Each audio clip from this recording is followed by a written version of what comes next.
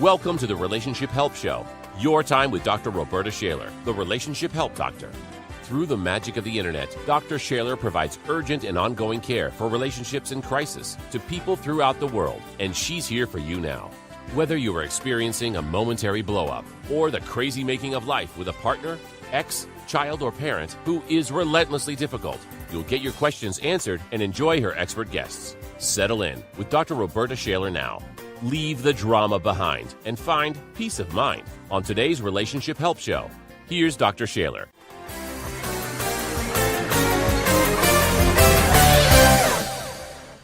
Hello and welcome to the Relationship Help Show, handling Hijackal havoc. I'm so excited about today's show. Of course, I'm excited about every day's show, but today we're going to talk about dating, and we haven't spoken of that much lately. So really, if you're out in the world dating, or you're just getting back into the world of dating, there's some big considerations. What if you've been terribly hurt or betrayed, or you've lost your trust? Maybe you don't even trust yourself to know how to choose somebody, or what to look for, or where to start. And you're not sure that you can get over what you've been through, and yet you're longing for companionship and you want to get somewhere good. And so it's very important to know what the steps are. So today we're going to talk about how to improve your dating radar. It's really important to know, and you have to prepare to do that. So there's a segment on your dating radar and what can you do to improve it? What do you need to do in order to feel confident that you can go out in the dating world and choose well? Not just be chosen, because anybody can be chosen. It is to choose well when you're doing the choosing, because your dating radar is in good shape. And then we're going to have in the program my friend and colleague Lorna Poole.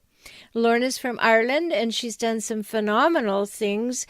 And now what she's focusing on is smart, savvy, successful women who are single and are looking for a great guy.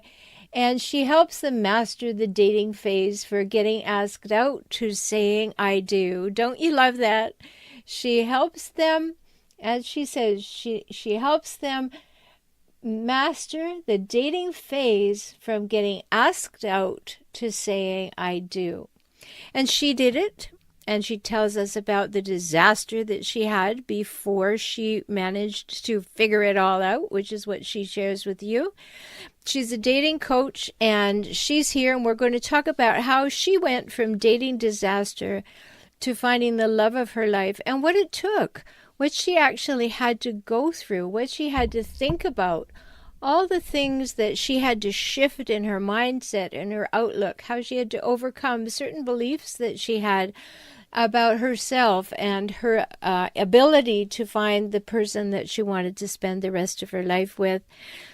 And then in the last segment, I'm going to talk about what to do if you're afraid to trust after you've left a relentlessly difficult person, a hijackal, because we can just be betrayed by someone, and I shouldn't say just, of course. We can have a betrayal, or we can have a big blow up, or we could finally leave a relationship that's caused us a lot of pain. And we kind of know what to do because we're angry and we have to heal and get over all of that. But getting over having been with a hijackal, a person who is really dedicated to kind of destroying your soul, and it's not that that's their purpose. I shouldn't make it sound like that. It's not what they set out to do. It's just how they are. And getting out in the world again after you have been in a hijackal relationship, a little trickier than your average dating scene. You're kind of questioning, what about my radar? And that's what I offer a segment on your dating radar today. And then if I can trust myself and I can trust my dating radar, then maybe something good can happen. Maybe I can find the right person. So that's what today's show is all about. Giving you some clues and some insights, some tips and some what not to do's and some learning from vast experience of disastrous relationships. We're going to bring it all to you today so that you are understood. I understand. It's tough. It is really tough. And from what I hear from my clients, it's getting tougher. And online dating seems to have become an incredible place to find hijackals and to have them find you. And that's really sad because you go out there all well-intentioned, putting your best foot forward, wanting to trust, wanting to find the right person, finding a companion, somebody you can share life and love with. And then you've got to wade through all of these hijackals. That's not good at all. So we're going to talk about that today. And remember that if you want more things to read or more things to watch or more things to learn, go to my website at For Relationship Help. Lots of blogs, lots of articles there for you, lots of interviews that I've done before, lots of places I have been interviewed. So there's a ton of stuff there for you. And also go to the YouTube channel, youtube.com/For Relationship Help. Lots of specific videos there on what to do and how to do it. So stay tuned. We're going to have an absolutely fabulous show on improving your dating life after disaster. Stay tuned. Hello, this is Dr. Rhoberta Shaler. Are these stories and questions on today's show sounding familiar to you? Are you ready to say no more to the abuse from toxic people in your life? I'm so glad. You matter and you deserve to have real love, true love in your life. Love from yourself and love from others. Not that demeaning, discounting, and dismissive masquerade that a hijackal pretends is love. I can help you regain yourself, your self-esteem, your self-confidence after a life with a hijackal, whether it was your partner, an ex, a parent, or a child. Let's work together now. For individual sessions or small group coaching, visit forrelationshiphelp.com/join. Talk soon.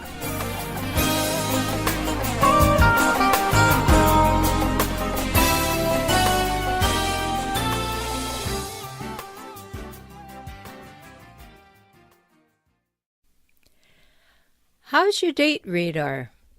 You know, some people don't have a very good picker. And I want to say that really carefully, P-I-C-K-E-R. They've chosen poor people in the past.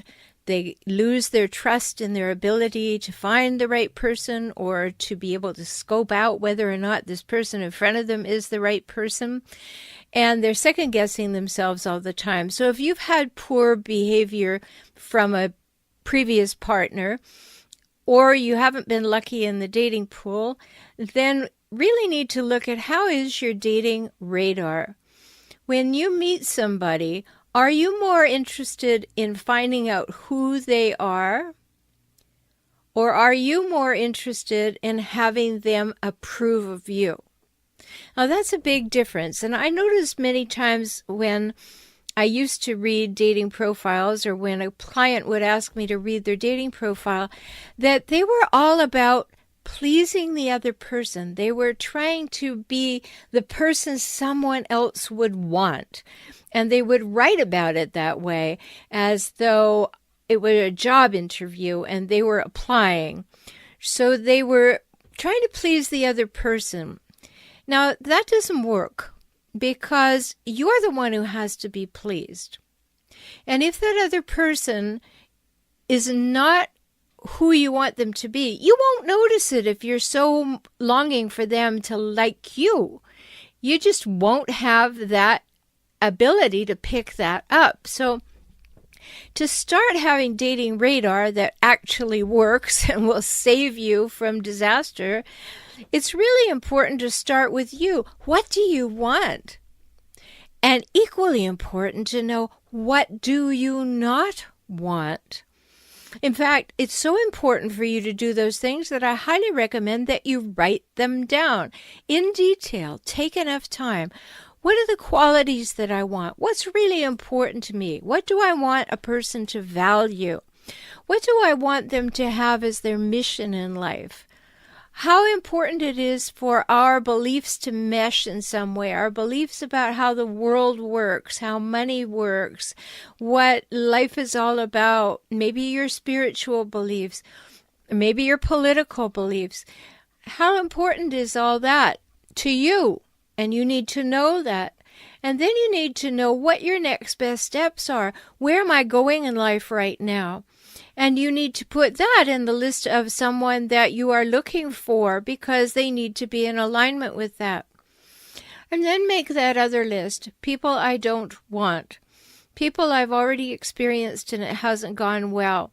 Traits that I know I don't react to well. Now, it could be something simple like this. Do you know that there are people who have a casual sense of time and people who have a very formal sense of time?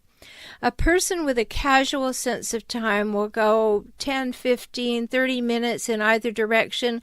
When you say 1 o'clock, they're going to come at 1:25, and they're going to be very upset if you mention it because they have a casual approach to time. And if you have a formal approach to time, you are going to be there 5 minutes early at least, and you're going to expect the person to be there at 1 o'clock. And as they're not there, you go through a series of thoughts. This person is caught in traffic. It's okay. This person's still coming. Pretty soon your thoughts go to how dare he or she? Why don't they respect my time? And that's because you have different beliefs about time, different ways that you use time. So maybe on your list of things you don't want is you don't want someone who's casual with time, or you don't want someone who is very formal with time, because that seems really difficult and hard to meet and stultifying to you. None of these are good or bad or right or wrong. They just are. But what needs to be on your list is what pleases you, what satisfies you, so that you clearly know. And then when you go out, you have a blueprint. Like, it's about me finding the right person for me. It's not about me trying to be the right person for them. I hope that makes sense to you because it's a huge, huge concept. It's about you looking for a person who's right for you, not you trying to be the person somebody else wants. And that's a big dating red flag. Now, if you're looking for someone and this person comes on as too charming, too interested, you almost feel like you're being a little bit smothered, watch for that. Because, I talk about hijackals all the time, those relentlessly difficult people in life. Why you need to be aware of that, sadly, because who doesn't want attention and charm? But why do you need to be focused on that is because if they're too good to be true and seem too good to be true, they likely are too good to be true. You want to be with somebody who's just willing to walk slowly into the water of the relationship pool with you. Not somebody who wants to make you rush into something and then they will let you drown. And that's what happens when you're with a hijackal. So you have to have your eyes on what you want. And you have to be believing your gut. So important. How many times do you have a gut feeling and you make an excuse or you rationalize or you justify? No, that couldn't be right. I couldn't be right. Start to listen to your gut.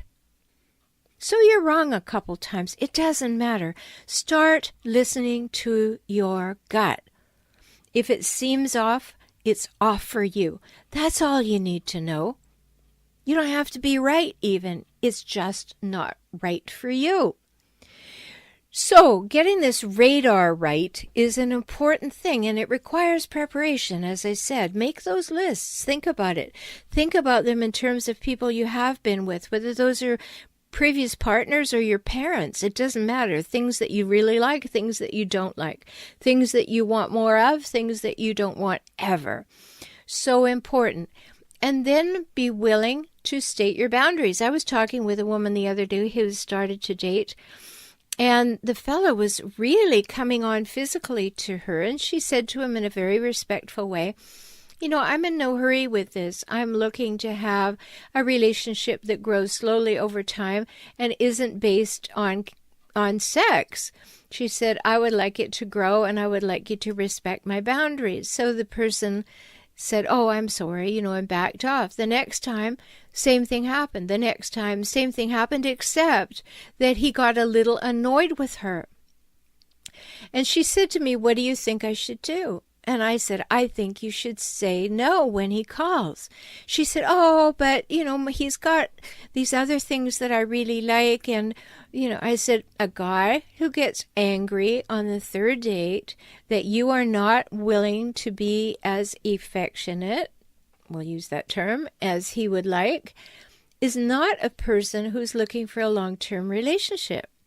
This is a person who's looking for something a little shorter than that.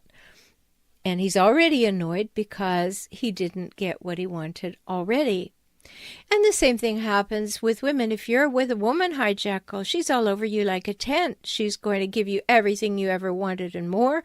She's going to be very quick to make you feel like you've died and gone to heaven. And if that happens, open up your eyes, use your radar and say, whoa, if it seems too good to be true, it likely is too good to be true.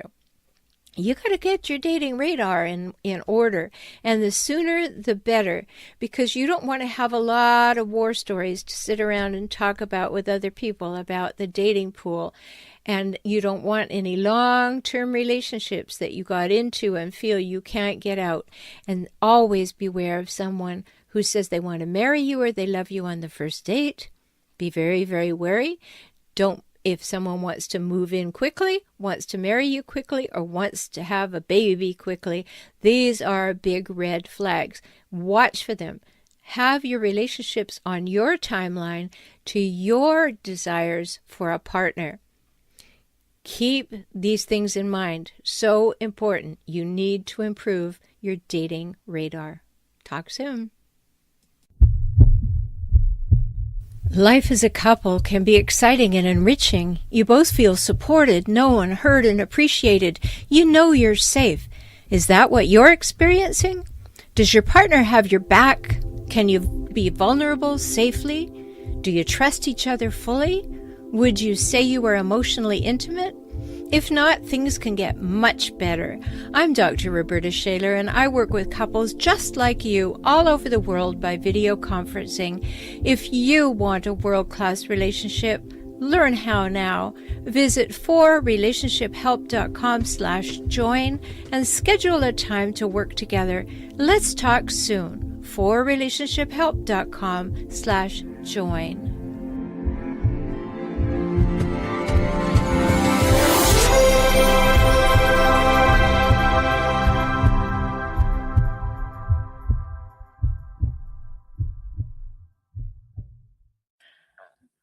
I'm really happy to have my colleague, Lorna Poole, all the way from beautiful Emerald Isle with us today.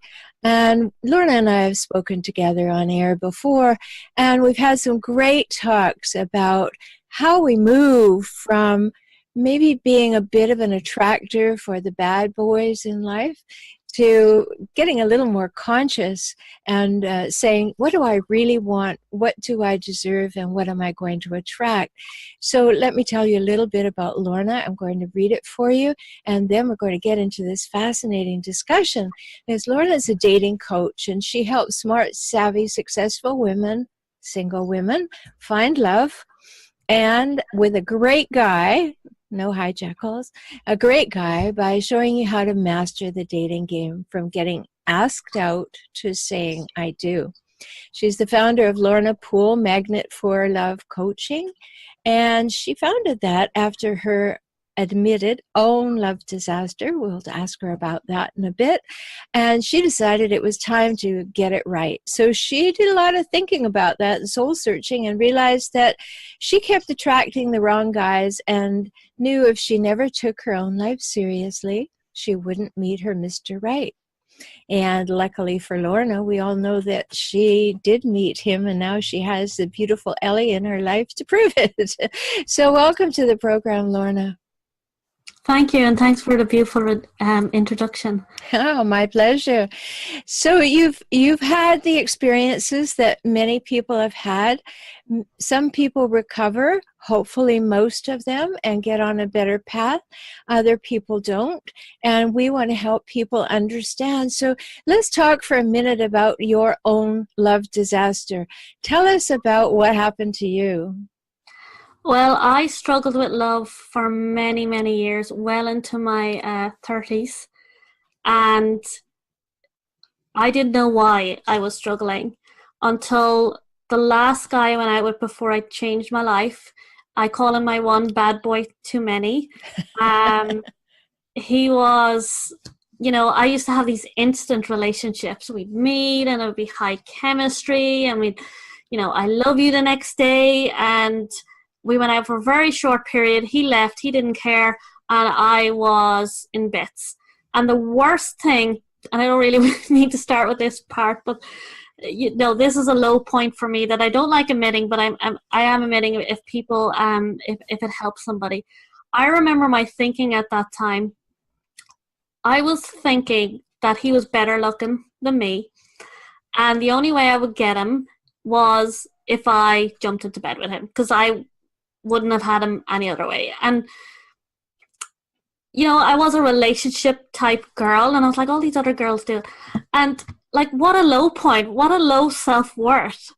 But where this all stemmed from, that I know now from my journey, was when I grew up, I didn't see my parents' relationship as something I aspired to have. My dad was the boss of my mum, and I hated that. I hated that my mum would just jump to his every demand, and I did not want what I saw. And for that reason, I ended up attracting men that were the very same, and I didn't know it, especially my late 20s and early 30s. I mean, I dated every guy you shouldn't. And when I think back, I got myself in very dangerous situations, but lucky for me, I got out. But my father was controlling, and he was the boss of my mother. And, I'd love to share some of the signs that I saw when I was young that I know now. And one of them was he wouldn't let my mom go visit her sisters or her mum. There was always a fight if she wanted to go visit anybody. And if she did go visit somebody, she would do it when he was working long hours hard, and he wouldn't find out. He was in control of the finances, so my mum was left kind of ignorant, kind of dependent on him. And that's a very big sign of control. She was dependent on him for her living. And I feel controllers do that. Oh, and they do for sure. I just want to add something into your story, because I hope everyone's listening to the different language that Lorna is using to talk about hijackal behavior. Now, we don't know about her dad if he was a hijackal or not, but we know already that he wanted to control things. And that's a big, big red flag, isn't it? Oh, absolutely. And me watching this growing up was like, that's the last thing I want. But because I had such a strong emotional charge to it, which I'd love to talk about later, how to let go of that, I would attract the very thing I didn't want. Sure. And I would attracted men like this. I attracted men who didn't like my friends, would point out what's wrong with my friends. If I went out on a night out, they didn't want to go, or they'd start a row about it, or there was a problem about it. When I take back what I tolerated. Oh my God. Another thing that my dad did a lot of was everything was your fault. There was something wrong with you. Nothing was good enough. When we rode horses, I rode horse for years, and I would come off that animal, and all I listened to in the car on the way home is everything I did wrong while everybody else was getting eliminated, a lot worse than what I did.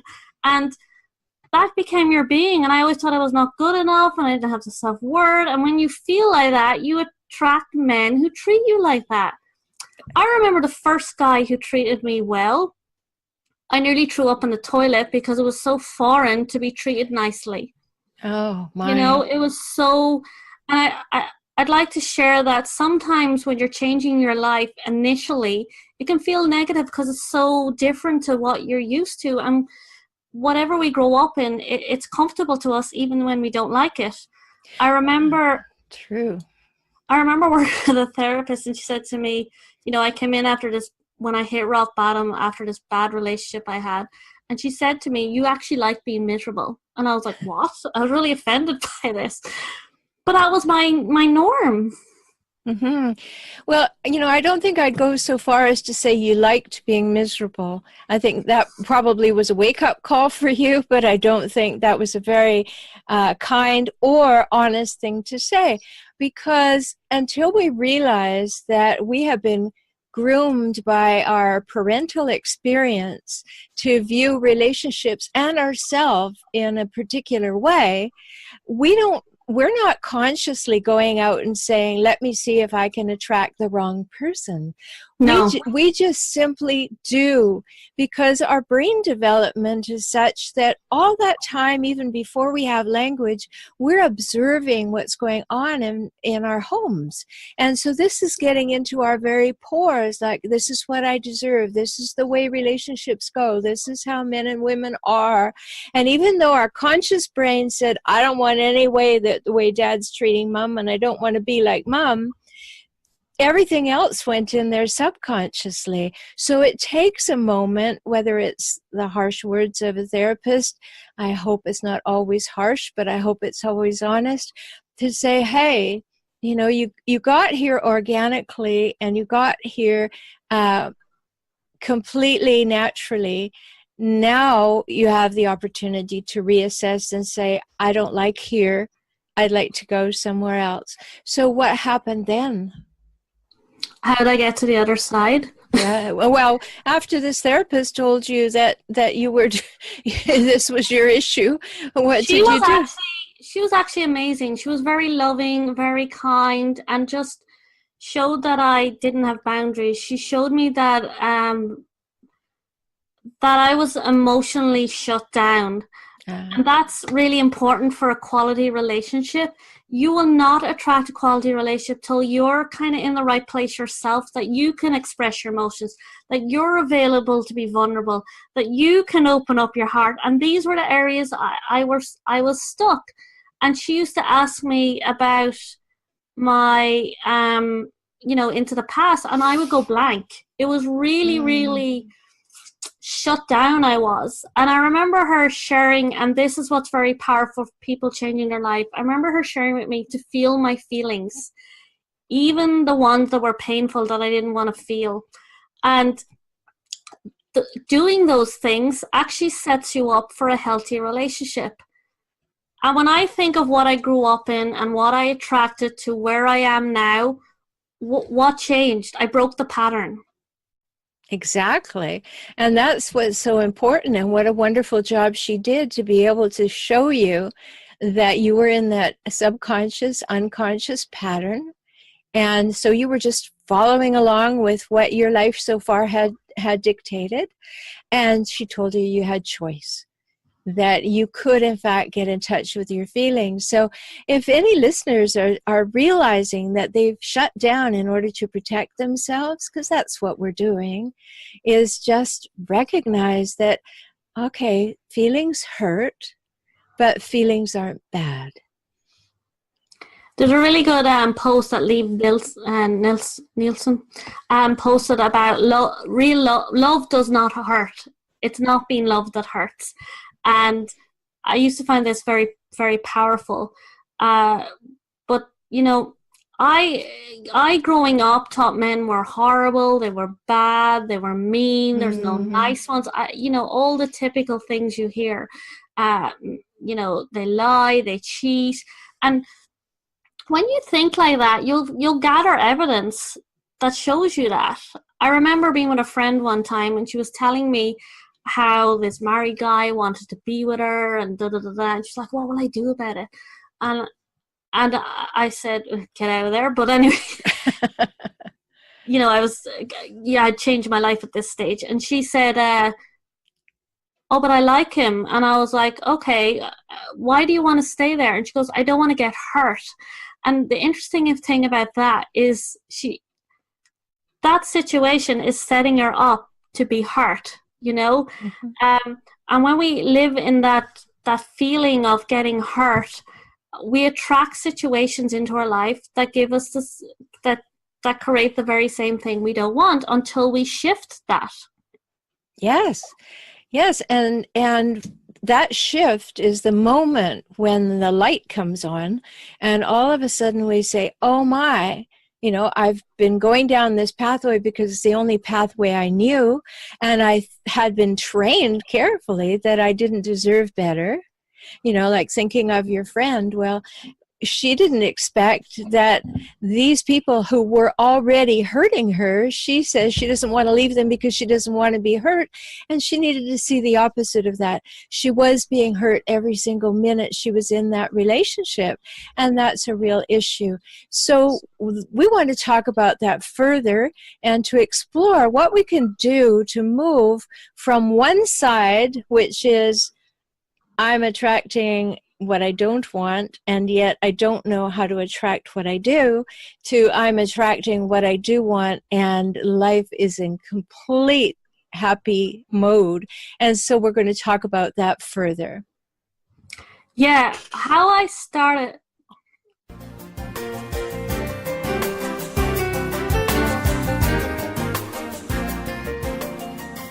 Hi, this is Dr. Rhoberta Shaler. Handling hijackals is exhausting. It's never ending, an endless cycle of crazy making, alienation, and constant drama. And cycles are difficult to step out of. I know because I've been there too. And that's why I reach out to you to offer the insight, skills, and strategies you need to heal. My small group programs, Handling Hijackals and Hijackal Recovery and Rediscovery, will shortcut your journey to healing, to save your sanity, and to stopping the crazy making. Visit forrelationshiphelp.com/join now, and let's talk soon.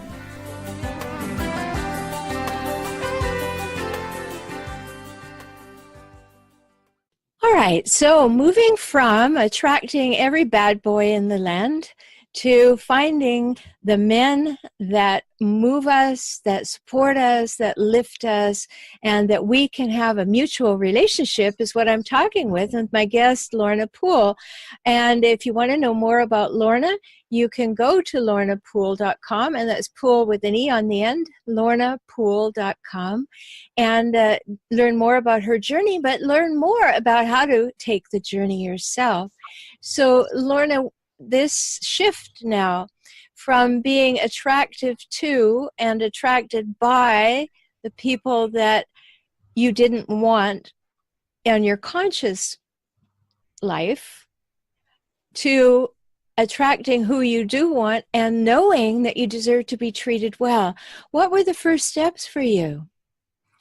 The first step for me was not wanting my old situation. It was repulsive. It would, you have to get to the stage where the thought of being in that situation again was just not an option. And when I hit that point, I looked for answers. And when I looked for answers, I found them everywhere. I read books. I studied the inner child. I worked with that lady we were talking about earlier. And what else helps you change your life is anything you fear, you need to walk out the other side of. And it is the most beautiful journey you will ever take. Happiness comes when you start to accomplish for you, and you start to do good things for you, and you start to believe in yourself.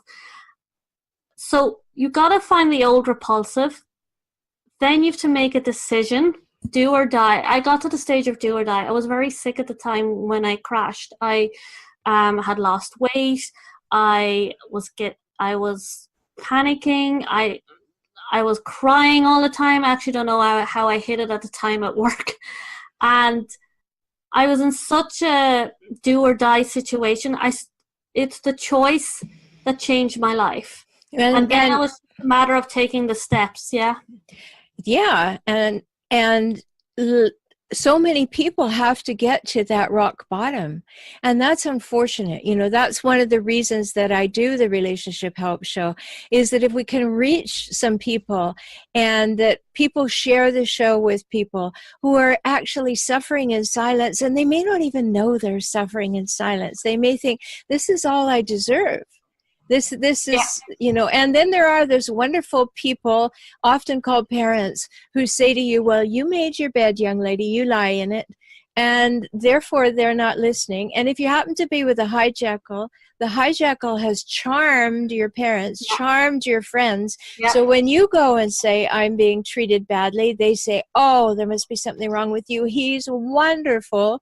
And so that makes the journey doubly difficult. So I just want to point that out for folks, because this turning point for you is a turning point that everyone can actually get to a little earlier than rock bottom. Yes, absolutely. And it just starts with a choice that you want something different, and just take the first step. And that can be as simple as reading a book, looking at a YouTube video, following the likes of Rhoberta, who has amazing content on the hijackal and toxic relationships. Absolutely. If you start looking for the answers, they show up. And once you let go of that emotional charge to what you don't want, your heart starts to free up, and you start to open up, and you start to believe you can actually have a really great relationship with a really great guy. And the more you believe in you and love you for who you are, the more the right type of person starts to come into your life. Like a controlling guy now, or a bad boy, wouldn't even speak to me, because I just radiate, I ain't interested, you know. Because a player or a bad boy is only a guy that's hurt or has his own stuff, and they are attracted to somebody that fills their need. I don't fill their need anymore, so they don't even come near me. Oh, I so get that, because, you know, the reason I do my work, yeah, sure, I have a PhD in psychology, and I've done this work for a long time, but the reason that I specialize in helping the partners and exes and adult children of hijackals is because I am one. I was one. I have been one. So I know exactly, you know, I had the same thing because I was abused as a child, quite abused sexually. I had the same thought that you expressed in part one of our interview, which is, well, you know, I was too smart for all of them, so I knew that. I knew enough to keep my mouth shut. But I thought, all right, well, you know, if they're attracted to me physically, that's a good start. And so I too have been down that path, and it's a hard-won path. And that's why we do the work that we do. I'm sure that's part of why you made the shift from just talking about the bad boys to talking about how to get the good ones, because that's what people need to know. I can certainly push people away from the bad ones and let them understand the shift, and then they need to go looking for the good ones and the right ones, and that's a difficult journey for many people. So when we are on that path, we have to believe, as you say, that we are going to be an absolute repellent now for those ones we don't want, and we're going to be an attractor for the kind and the intelligent and the caring and the supportive. And you know, the word that was so important to me, Lorna, I wanted to be cherished. Yeah. And that's what a good man will do. Cherish you. That's another shift for the person who's changing their life. I always find when you're working with people is they have to get to a stage inside themselves that they find it a turn on to be treated well. They find it a turn on that a guy will do those little things like kiss you goodnight, tell you I love you. I'm talking about in a healthy way now, because people will do it, and you know they get on well with your friends. Everything's equal. It feels good. You've no doubt in your mind about the relationship. Right. You know, you have to get to a point where that's attractive to you, because you know I hear a lot of women going, but I'm kind of attracted to a bad who treats me badly. They are. And until you decide, sorry, that's not for me anymore, because being treated well is 1,000-fold better than going out with somebody. Like, love is not pain. Bottom line. It is not pain. Real love feels good. You feel light. You feel yourself. I remember asking a friend, I want to share this very quickly. When I was changing my life, and this is a really good exercise for people to do, I asked my friends who were all in healthy relationships what they liked about their partner. One of my friends said, I love that I'm in a partnership, but I have the freedom to be me.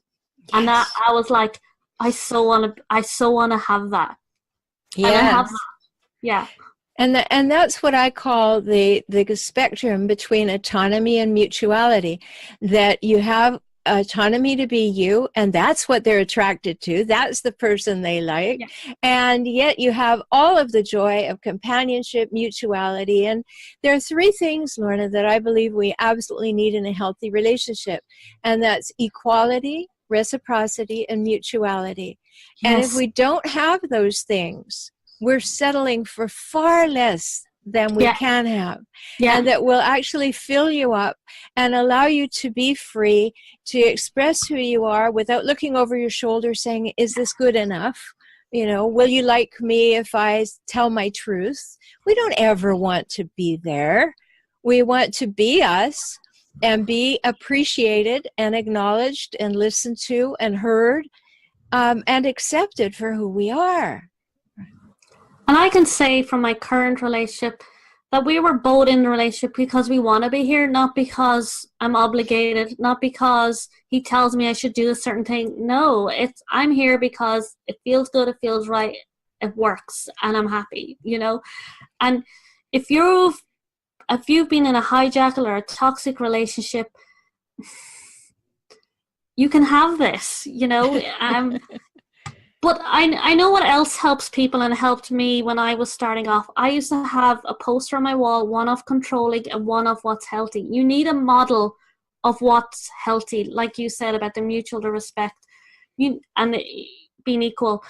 You need a model to go to. You need to know what that looks like so that you have the inner strength when these wrong guys show up for a little while as you move to say, no, this is not for me anymore. And keep moving to what you want. Yes, and that task, you know, as you do with your clients so well, I'm sure, because you've had the experience and you've got that lived sense of it, is to help people understand and give voice to what they most want. And that they then give them permission to have it. Yes. Because that permission piece is huge. If we don't have the internal permission to say, I don't like this, or I don't like being treated like that, then we'll just keep taking what we're given. And that's a pivot point, I think, in shifting to having a healthy relationship. Yeah, absolutely. So when you are working with someone and they turn that corner, can you give words to what that looks like when you see someone just turn that corner from turning their back on dysfunction and moving towards love? There's two things that happen. One is, thank you, you give me back myself. When you hear that, that is amazing. You give me the biggest gift, you give me back myself. And the second thing is they show up on the call and they go, I met this guy and I like him and he did this and he treated me really well, and I feel really good and I got a great kiss and da da da.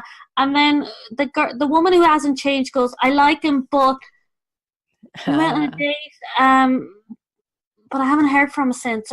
And then he called me the other day, and I don't really know what he means. You get this sort of happy call, and he's like, and he did this, and he was lovely, and I really like him, and it's light and it's fluffy, and it just sounds healthy. Yeah, I mean, that's the big thing. It sounds healthy. And that's where we want to be. Lorna, this has been great that you've been able to articulate so clearly from your journey and walking with other women how they move from one place to the other. And I know that we both want everyone to know that it is possible for you to have a healthy, loving, mutual, respectful relationship, but only if that's what you want, and that's what you're willing to wait for, and what you're willing to move toward, and say no to all the others. So do you have one last word of wisdom? Yes. Everything's related to self-worth. And if you build your self-worth, you will treat yourself so well that not being with the right guy is not an option. Yes.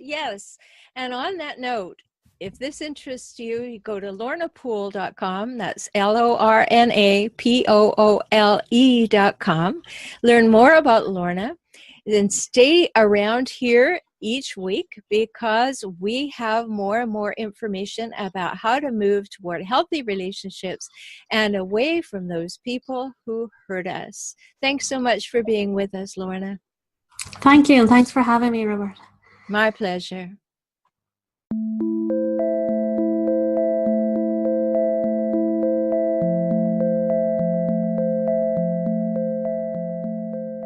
No matter what's happening right now, life can get better. If you have a good relationship, it can become great. If your relationship is in trouble, we can find a solution. The good news is that it's in your hands to start. The not so good news is that it takes time, new insights and skills, and a whole bunch of willingness. But who would settle for less? Not you, right? Good. You want to feel seen, heard, known, accepted, and appreciated. You want honesty, safety, trust, respect, and reliability too. Read my book, Kaizen for Couples, available for download at couplesbook.com. Start there, and let's talk soon.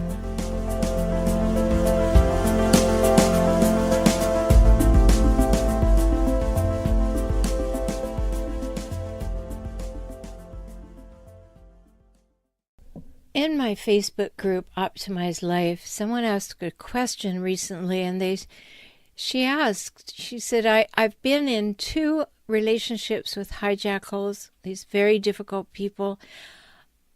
I don't even know if I can ever trust someone again. I don't know where to start. I'm afraid. I think maybe I'll just be single for my whole life. She said, what should I do? What should I think about? What steps do I take to feel better, to feel confident, to feel like I can? Because I don't really want to be alone all my life, but I just don't feel I can trust anybody. So my answer to her was this. First of all, you have to be able to trust yourself.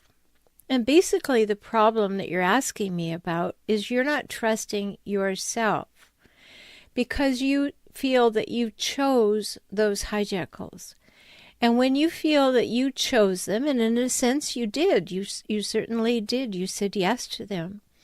But in that sense, you missed a few things that I want you to point out early on here before we talk about how to get more trust in your life.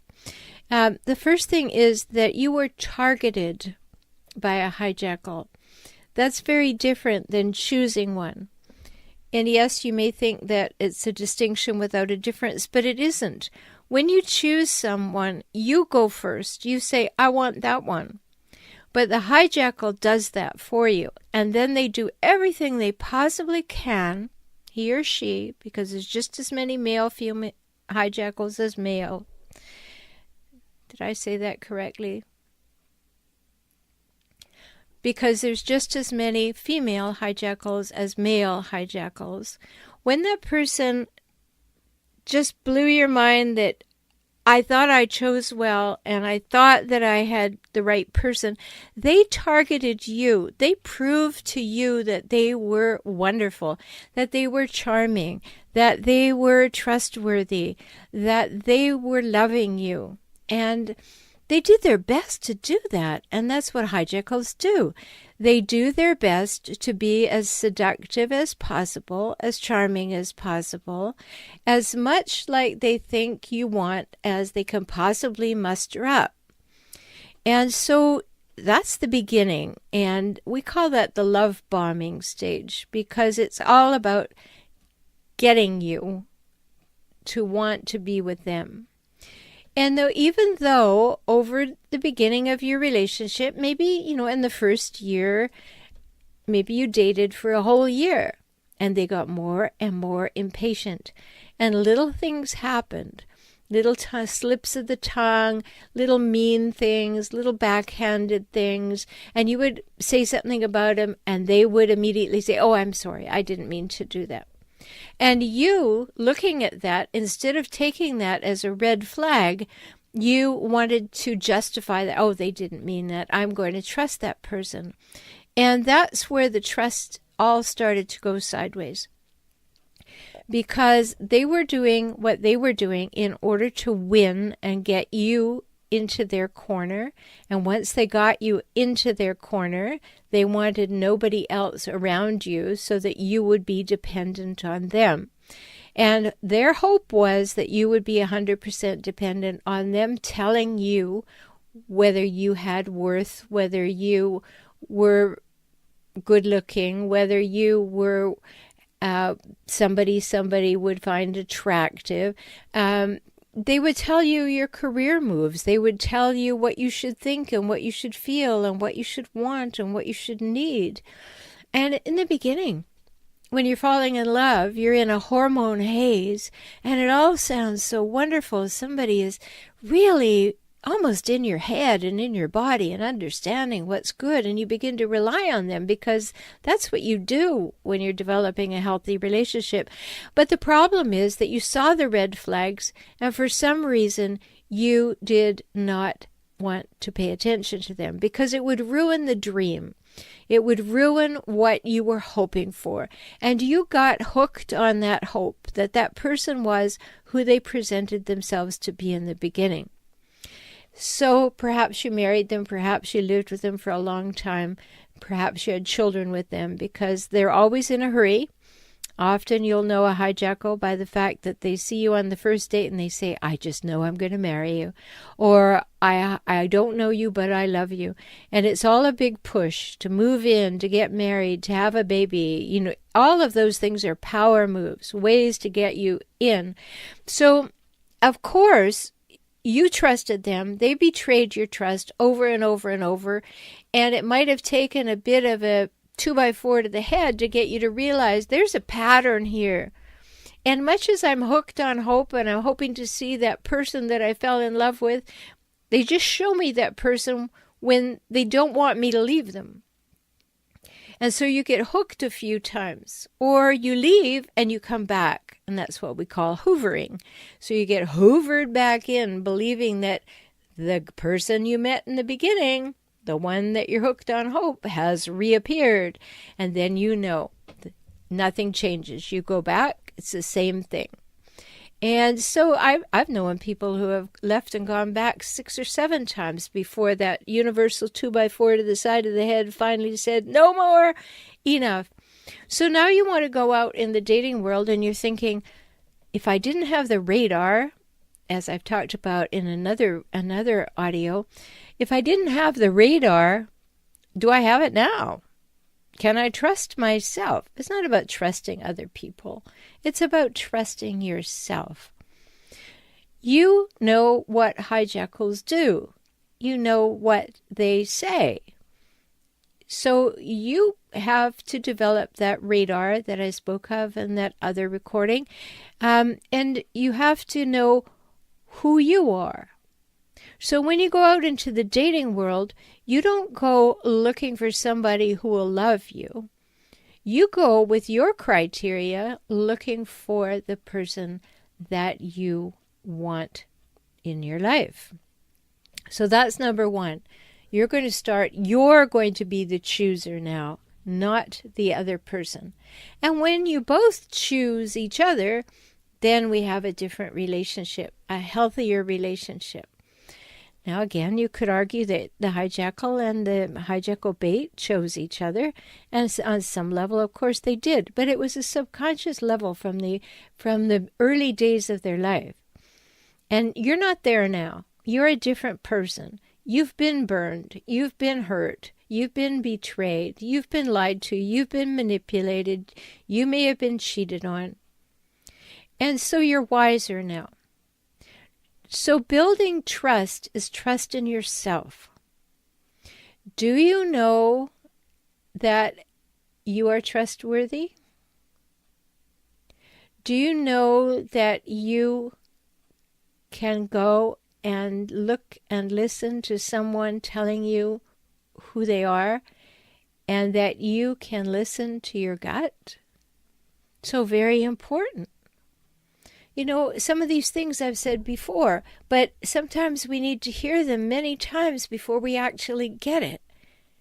You know, you knew the signs, but you were subconsciously aware of them. Now that you have been through this, take enough time to get some help to see what was it that I missed and why did I miss it, and that'll help you a lot. But in order to go out again, you have to trust yourself, your judgment, your idea of what it is that you want. And trust doesn't come easily, so take your time. I always tell my clients, take at least one trip around the sun with somebody before you ever discuss making a relationship permanent.